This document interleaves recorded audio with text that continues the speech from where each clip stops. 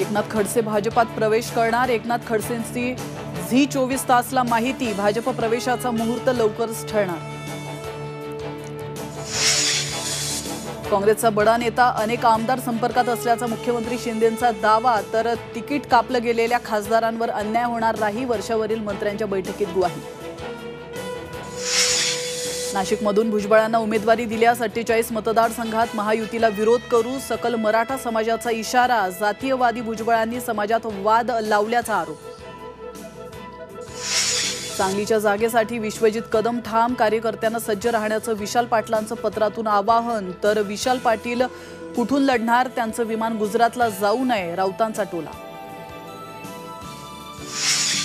कल्याणमधून श्रीकांत शिंदेच महायुतीचे उमेदवार, फडणवीसांकडून शिक्कामोर्तब। श्रीकांत शिंदेंना भाजपकडून विरोध नसल्याचा दावा।